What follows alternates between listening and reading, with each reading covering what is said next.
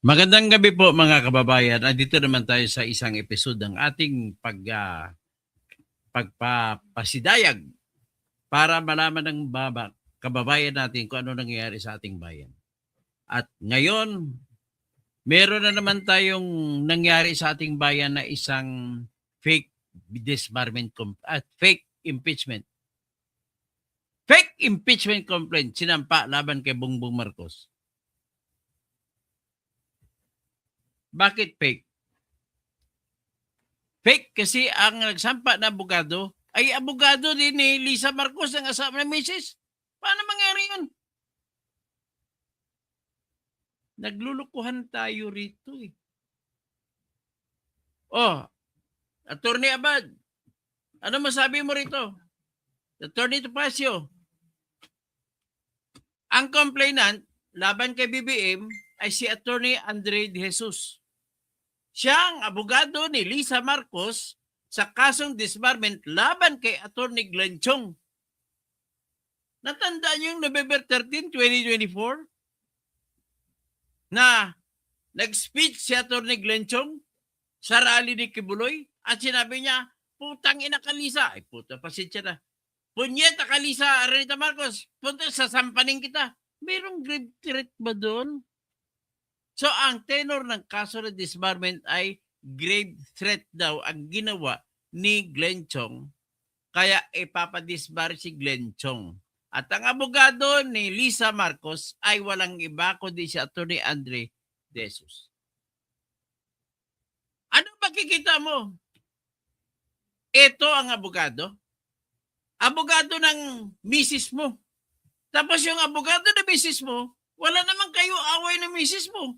Sinampahan na kayo ng kaso ng abogado ng misis mo. Anong klase yun? Nagdo-drawing na naman ito mga katarantaduhan. Pero totoo ito, examinin ko yung reklamo, laman ng reklamo. Lihitin mo naman ang laman.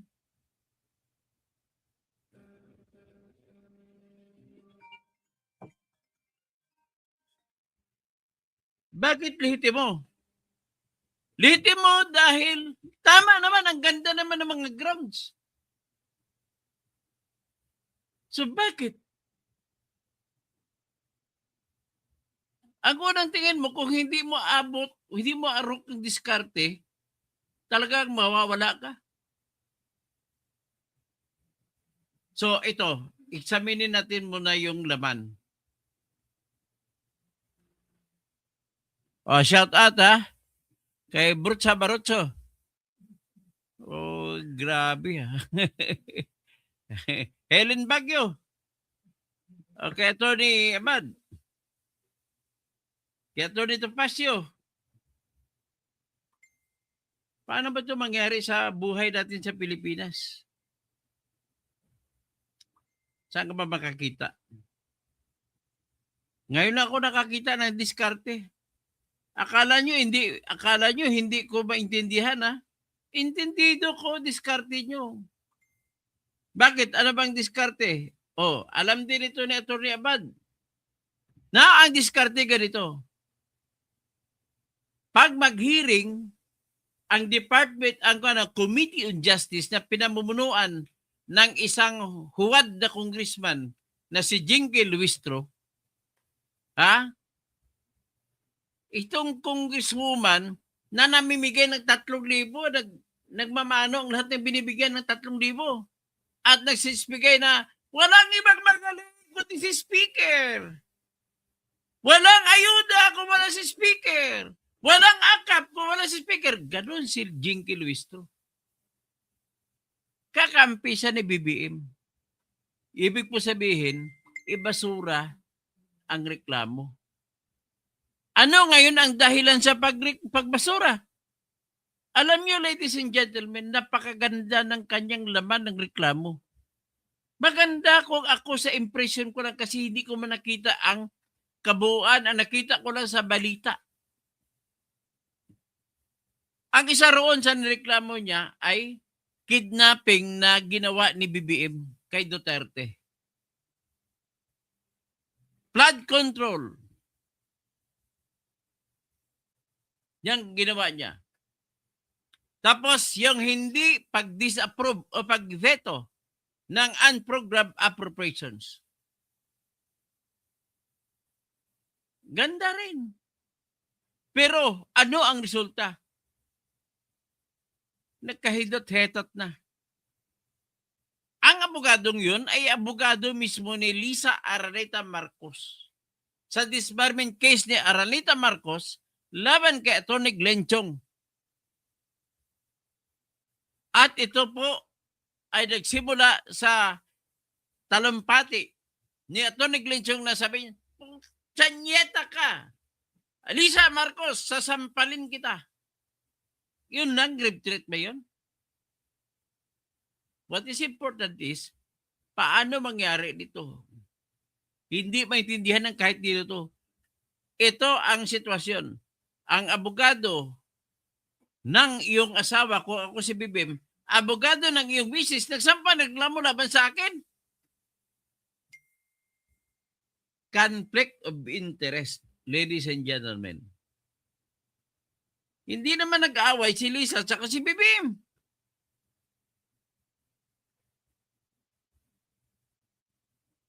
So, na-research ko na at sinasabi rin, kaya duda rin si Congressman Edgar Eriese sa motibo sa pagsampa. Biro mo, out of the blue, nagsampa ng kaso. At tapos nagsinuri ko, iyan nga nangyari. So ito ngayon. Ano ngayon ang ina-expect ko rito?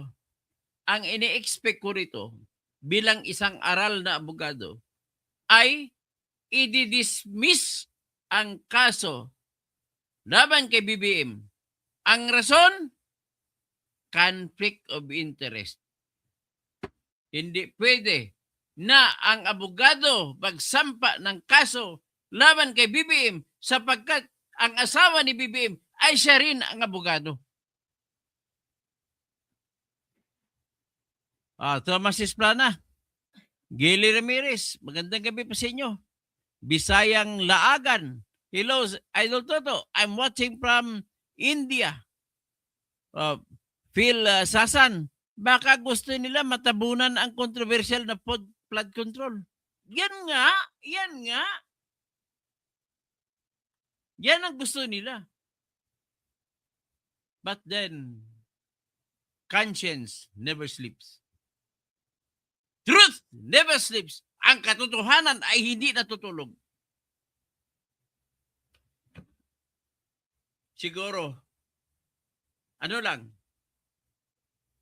natatakot lang may hawak na katotohanan, pero hindi natutulog ang katotohanan. Sabi ng iba dito, umiidlip daw ang katotohanan. Well, let's say kung ano itong mangyaring ito. O, tingnan natin ito ngayon, yung salita ni Attorney Andre Jesus.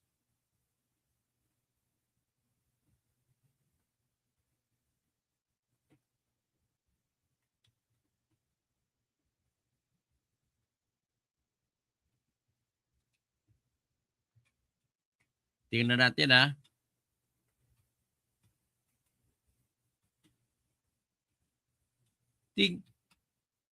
Biro mo, anong diskarte?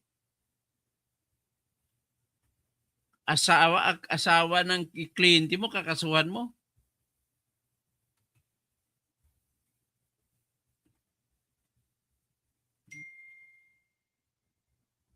Ito, ngayon, dali lang.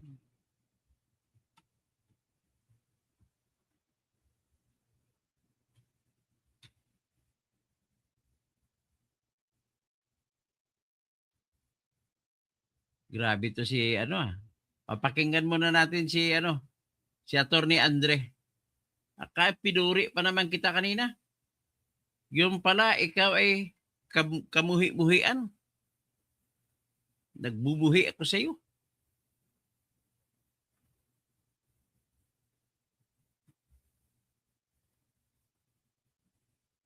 O ito, pakinggan ninyo si Attorney Andre sinungaling de Jesus. Jesus pa naman ang apelido mo. Might be somehow involved in an addiction of some might be somehow involved in an addiction of some sort to prohibited drugs should be alarming. And we are holding the president accountable as well. This is not the main thrust of the impeachment complaint, but it is one of them. It is an issue that has been dodged by the president. It's an issue that has been dodged by Malacanang. They're just sweeping it under the rug.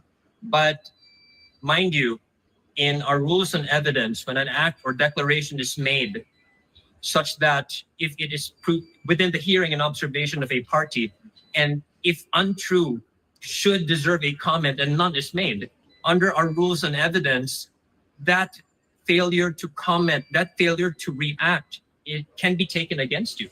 In other words, that is a rule of evidence that codifies silence means yes. We have not heard from the president denying it. We have not heard from the president going through a procedure to debunk all these rumors that he is addicted or is using prohibited drugs. Last week, personally, I feel that the ICI has been weaponized by the government in order to protect his allies, the respondents' allies, President Marcos's allies, and target political enemies. So we feel that apart from the president being an impeachable officer, we feel that this avenue would enable not just myself as complainant, not just Congjet as the endorser, but the Filipino people to thresh out all these matters which are being raised but are not answered at all by the president and his cabinet and his officers. Kong, sorry po, sir. Sino-sino po pala yung complainant? I'm the only complainant, ma'am, and Congjet is the endorser of this complaint. Okay, sorry po, late ako. Yung grounds for impeachment ay? As I mentioned earlier, we have culpable violation of the Constitution, graft and corruption, as well as betrayal of public trust. Confident po ba kayo na makakakuha kayo ng suporta? Majority po ng congressmen ay supporters ng PBBM administration. It's honestly, ma'am, that's a good question, but it's not a question that the answer to which I am faced, because that is precisely what prevents ordinary citizens from actually exacting accountability. Matatalo din po ako. Bakit pa? Para ke pa? The only way for evil to triumph is for good men to do nothing. And if someone does something that at the very least, in my case, I could rest at night knowing I at least try to do the right thing, win or lose. So irrespective of the numbers in Congress, with the House Committee on Justice, for instance, with the House, later on with the Senate, hopefully it gets tried by the Senate, right? For me, it's immaterial. What I need to do, I have to do. So that is exactly why I'm here, irrespective of the possible turnout. But then again, miracles do happen. I believe that miracles. Huh.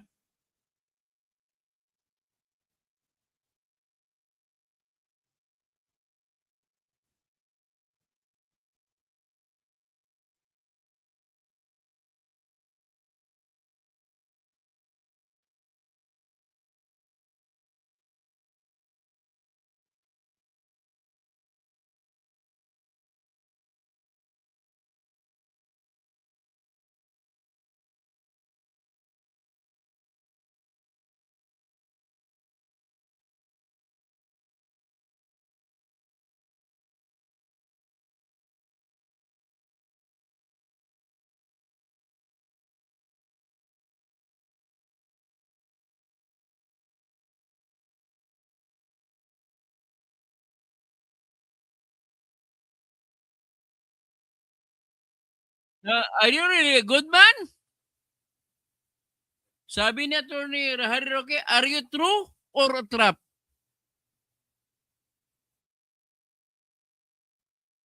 Sabi ni Attorney Nico, Edgar Irisi, lack of substance yung ginawa mong reklamo, intended to be dismissed.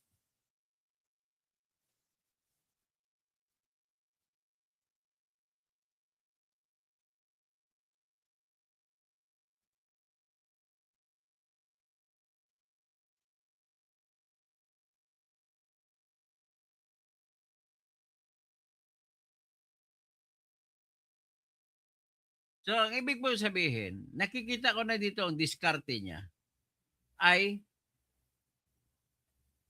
madismiss ang kaso niya, babawalan ngayon kasi may 1-year ban. Hindi ka pwede magsampa ng bagong impeachment complaint sa 1-year ban. Inunahan niya. Grabe. Diskarte nyo na pailalim, ha? O, pakinggan muna natin itong sabi ni yung ibang balita, yung mga reaksyon ng mga ibang congressmen sa sinampa niyang reklamo. Tingnan natin.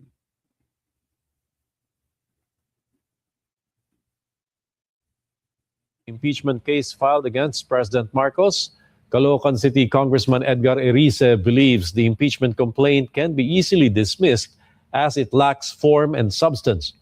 Manila Congressman Joel Chua notes the complaint may face a steep and difficult path in the House since no issue has emerged that is equal to the level of an impeachable offense against Marcos yet. The lawmaker, however, assured the public Ikaw, Chua, ugok ka talaga. Mali-malita na ang perang tapos wala pang impeachment case. Sundin ko itong si Glenn Chong, sasampalin kita pag nakita kita. the House will act on the case in accordance with the law. Marikina City Congressman Miro Kimbo, meanwhile, says the House stands for continuity of governance amid impeachment talks.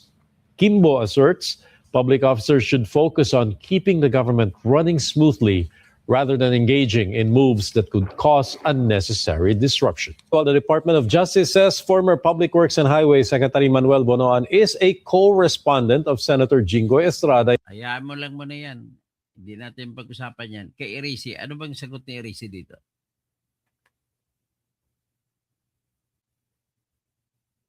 Tingnan natin.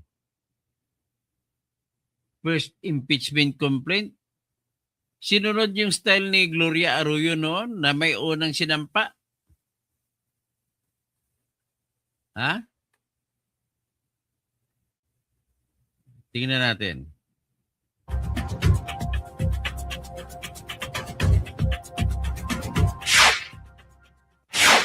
President Bongbong Marcos announces the discovery of Malampaya East accounts on Monday, January 19. President Marcos said ng kuryente sa isang taon. liquid fuel that can gas sa wells was endorsed by Deputy Minority Leader on Monday morning, January 19, to the Office of House Secretary General Cheloy Garafil. The complaint was endorsed by Deputy Minority Leader and Pusong Pinoy Party List Representative Journey Nisay. De Jesus laid down 6 grounds to support his complaint.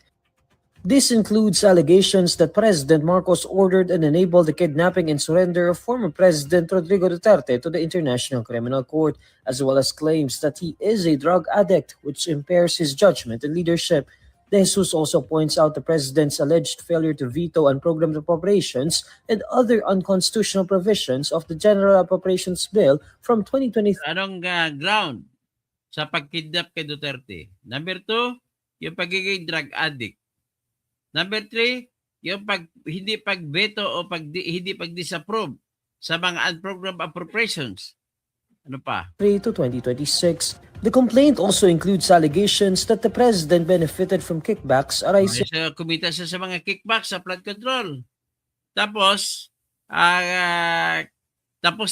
pinatayo niyang ICI para maprotektahan siya to shield corrupt allies. At violating the Constitution and betraying public trust by surrendering Duterte to the ICC. from budget insertions Sa biglang tingin mo, ayos naman, oh. and ghost flood control projects, Pero baka siguro ang sinamitin na ebidensya kulang-kulang. well as claims that he created the Independent Commission for Infrastructure to supposedly shield corrupt allies. The complaint also alleges that the president violated the Constitution and betrayed public trust for surrendering Duterte to the ICC. As for the allegations At saka bakit may nag-endorso kagad ang congressman? At ang congressman nag-endorso, contractors! regarding the ICI, De Jesus claims that the body investigating the flood control mess has been weaponized to attack political opponents. De Jesus also claims that Marcos' refusal to directly address allegations that he uses illegal drugs, even with insinuations and accusations from his own sister, Senator Amy Marcos, can be used against him legally. This is not the main thrust of the impeachment complaint, but it is one of them. It is an issue that has been dodged by the president. It's an issue that has been dodged by Malacanang. They're just sweeping it under the rug. De Jesus further notes that President Marcos supposedly has not gone through a procedure to debunk all these rumors that he is addicted or is using prohibited drugs. When asked if he is confident about the chances of the impeachment complaint prospering, De Jesus says he is not losing hope as a miracle may happen. So ito, ang problema nito, kakilala ko naman si Chiloy, Attorney Chiloy Garafil, siya po yung House Secretary General sa ngayon. Base sa desisyon ng Supreme Court sa kaso ni Sara, obligado siya ngayon magpadala within 10 days doon sa opisina ng Speaker. So in 10 days, ipadala niya kay Bujiji. O ano masasabi nyo? Ginagaya lang na style ng panahon ni GMA. Remember, Atty. Rosano, nagdadrama lang, mayagang manluloko sa mga Pilipino. Merham Serbo, dahil Duterte yot, si Kaderma, kaya hindi tinanggap ang pag-file ng impeachment. Oh, yun kay Kadema. O si Cardema, hindi tinanggap ang kanyang impeachment complaint. Surprise pa Bignets. Binignit, naalaala ko 'yung binignit, ang sarap ng binignit ng mga Ilocano Kapsat, may impagrabi. Pang isang year bar at technical. Oo. Maria Francisca Laureana Marvella. Oy, apo. Andito si Cheese, si Wish, tulog na. Filipilos, lusaw na aligasyon. Left TV Patrol, Duterte, Filipilos, correct. Uncle Edwin, putak ng putak. John Suarez. Pero kung si Sara ang impeach, may substance daw. Kahit clear na sa kuwa, talagang mga tusong abusado. Itong mga alipores ni BBM. Argo, yung ibang vloggers hindi tinatapik yan. Good job, host. JJA, hindi hayaan ni BBM yan na ganyang kadali kung di nila kasabot yan. Tapos, arasaw sa conflict of interest, simple lang ang motive nila. Galing mo, doktor. Duda talaga ako diyan. Dahil bakit mukhang napakadali na sinampa at nagpamedya pa, namayad pa ng media para mag-cover. Pasensya na kayo mga media, Talagang magkano bang binibigay sa inyo ni Boying Rimulya kung mag-cover kayo? Na baka pakada yan. Pakada naman talaga. Ang importante dyan, style na sundin na style ni Gloria Arroyo. May una mag-file, parang kasunod na mga lehitimo na mga reklamo ay ibabasura na. Ganun pong objective dito. Arasaw sa bakit siya nag-complain mag-isa. Halatado, gawa. Pero mo, abogado ka ng asawa ni BBM tapos sasampan mo ng disbarment, impeachment complaint si BBM. Anong klaseng tao? Magandang gabi, Ching. So, ano na itong masasabi ninyo, mga ladies and gentlemen? Kailangan na, dapat mag-file na bukas. Ganun ang argumento nila. So, may mag-file bukas, hahabol yung totoong reklamo. I-argumento nila, no, it's already prohibited because there was already this first complaint that was filed. Nako. Unahan nila yun, aksyonan. Kailangan mabilis. Kailangan gagawa ko ng complaint. Oy, sino bang mga congressman dyan magpipirma ng endorso? Gagawa ko ng reklamo kagad bukas. Kasi kinatatakutan ko, baka aksyonan nila, i-dismiss kagad. Pag i-dismiss nila, nako, patay na tayo. May 1 year ba na? Bawal na magsampa ng impeachment complaint. Lacey and Roundhead, boss, magandang gabi po. Gusto ko lang po sana magpasalamat sa iyo. Kasi po, ngayon napanood ko, mukha mo sa live, ay natatain na ako. Nagpasalamat ka pa kung sa harap mo kita, sasampalin kita.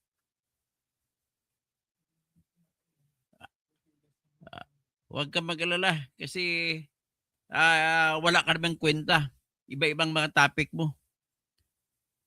Okay Sarsuela talaga ito. So bukas, i-dismiss nila o mabilisan, pagkatapos yung ibang reklamo pag isampa ay hindi na, bawal na. Grabe. Sarap niya, sabi niya, sarap po salpuking kalbo. Alam mo, kung gano'n na inasar mo ako, mabuti pa, i-ban na lang kita dito. I-ban nyo, sir. Hindi ka na makakomment sa akin ngayon. Ban ka na kita. I-delete na natin to. Pero mo, kung ano namang sinasabi mo. Hay nako, ibang taon, isang taon pa magtitiis sa mga Pinoy kay Marcos. Oh, magtatagumpay. Ano, makatang tambay. Good evening, Sir Toto. Shout out. Ricardo Florito. Tama ang komento ni Kong Pulong Duterte. Sir Toto, palabas nila yan. Palabas na talaga. O, tapos, Ara Sausa at another Zarzuela attorney. Zarzuela talaga yan. Kailangan, sir, to impeach the president. Walang integrity na. O, saan ba ito si, ano? So, EJO Aduda talaga ako dyan. Sino pa bang iba dito? O, tinanggal ko na yung isa kanina, ha? Si Roundhead. Ano bang mga pinagsasabi niya? Okay. Anyway, ganun lang po ang topic natin. Hanggang dyan lang po. Wala nang iba, wala nang kasi alam naman natin ano mangyari eh. So, naka-shoutout ako sa inyo. Shoutout ulit sino pang hindi humabol. Si Fulgencio Rosete, pinagluloko nilang taong bayan. Arasaw sa another Sarsuela, Gilbert Rodriguez. Sir, magaling ang taktika nila. Taktika ng panluloko sa taong bayan. Tapos Makatang Tambay, Blast. Hay nako, isang taon pa magtitiis sa mga Pinoy kay Marcos. The Roadrunner, Ricardo Florito, tama ang komento ni Kong Pulong. Capistrano Tabuco, kailangan, sir, to impeach the president, walang integrity na. O kailangan gagawa tayo ng tama na reklamo. Magandang gabi po sa inyong lahat.